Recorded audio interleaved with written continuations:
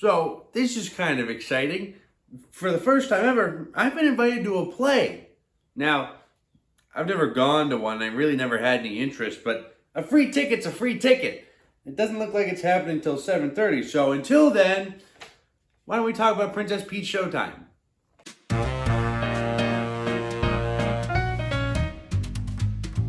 Princess Peach has shown up in so many Mario games. But within the last couple of years, Princess Peach has undergone quite the change. While she used to be more like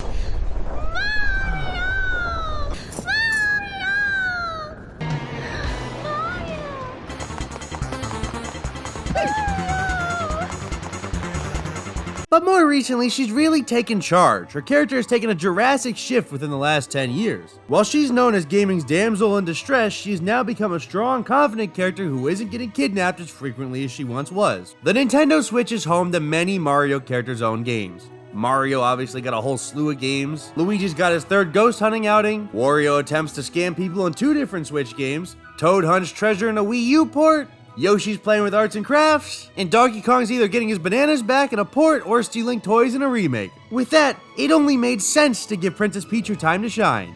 Now, this isn't Peach's first solo game. No, she had a 2D platformer back on the DS in 2005, but I don't know. I unfortunately never got a chance to try this one. But it was only a matter of time before she got her second chance in the spotlight.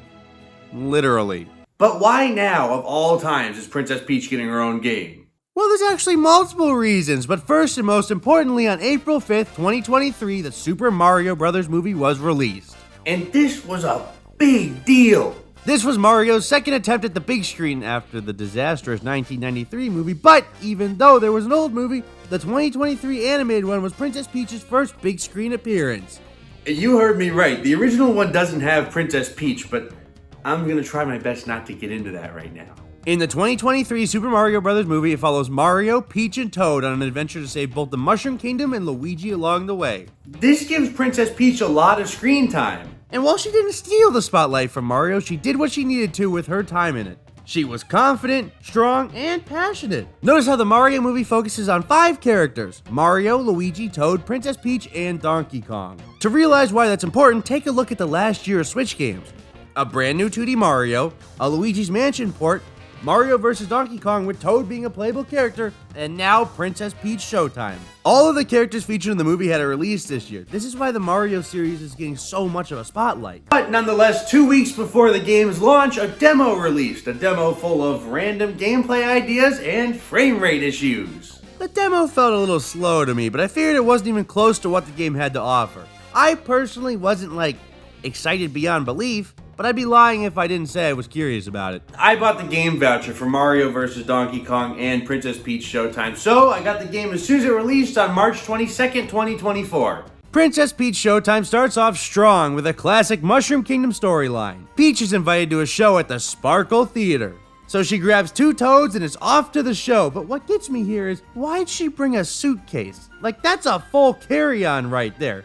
She's just going to see a theater performance. But anywho, upon entering the theater, toads are almost immediately kicked out of the show as the brand new Big Bad and her crew, Madam Grape and the Sour Bunch, take over and ruin the shows. That's when you're introduced to Stella, and she wants to give you her power to save Sparkle Theater. So that's when you set off to partake in every performance available to take back the theater. A theater kid's paradise and an introvert's worst nightmare. For the introduction levels, they all tend to follow a similar format. Princess Peach is thrown into some brand new environment, and then she's off to find the transformation to power her up and keep her moving. Once you find the transformations, this game shows what it's all about. Each transformation does something completely different, keeping the gameplay fresh.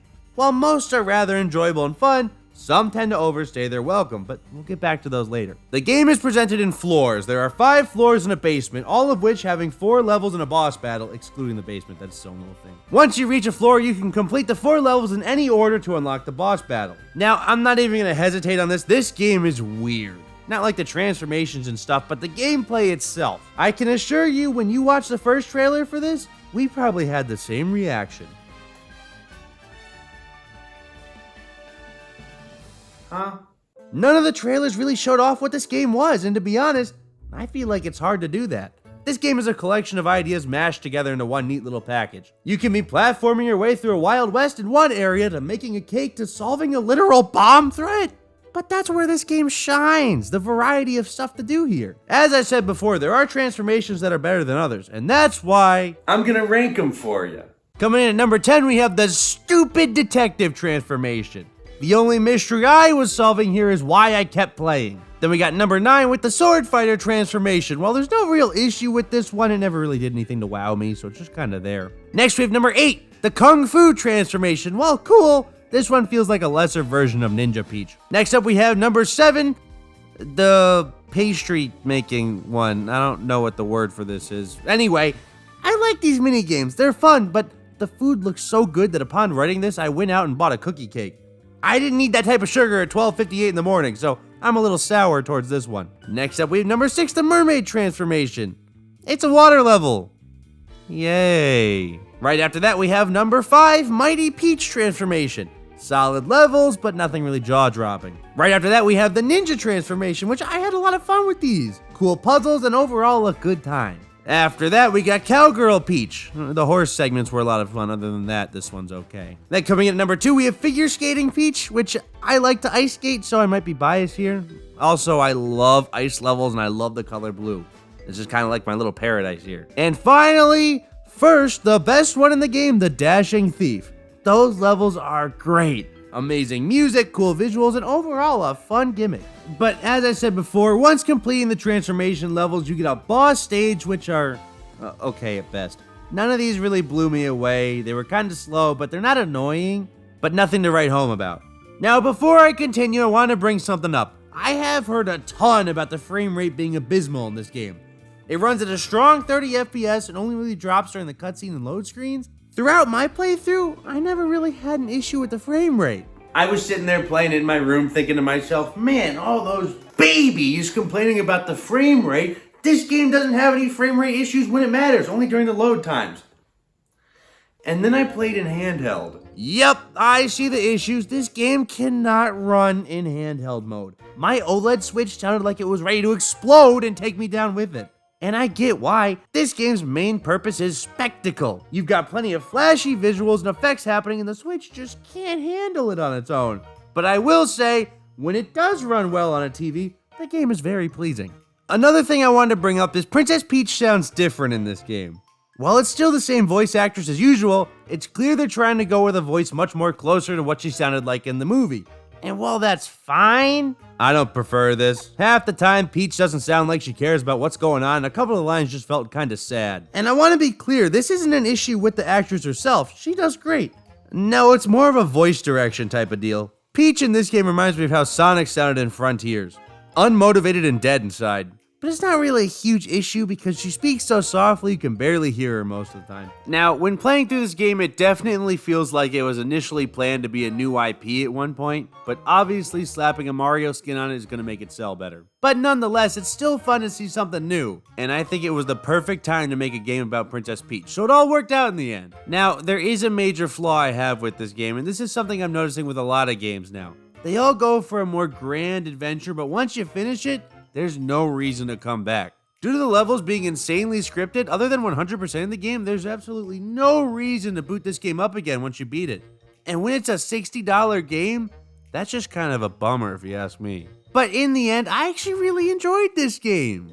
I didn't think I would personally, but it had a lot of heart and charm, and the levels, while almost mind-numbingly easy and not replayable at all, were still fun the first time around. Just seeing what the game is ready to throw at you next was really exciting. The structure of levels were really fun too, but the game is definitely aimed at a younger audience, and I think it works really well for that. I probably would have loved this as a kid. Princess Peach Showtime is a lot of fun if it's your thing. I can definitely see if you wouldn't be interested in this, but if you are, definitely go for it. It's a really charming game, and I really like the direction they're taking with Princess Peach. I'd love to see her take center stage again sometime.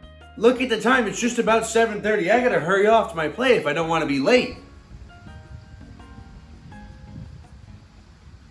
Hello. Are you here for Aiden's play? Yeah, that's it right here. I have no clue what it's about, though.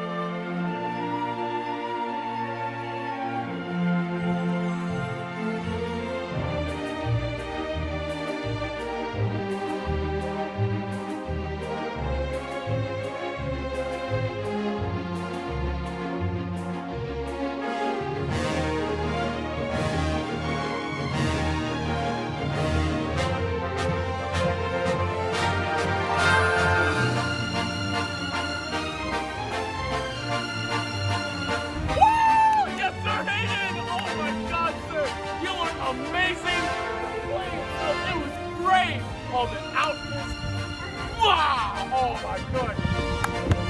Yes, sir! Yes, sir!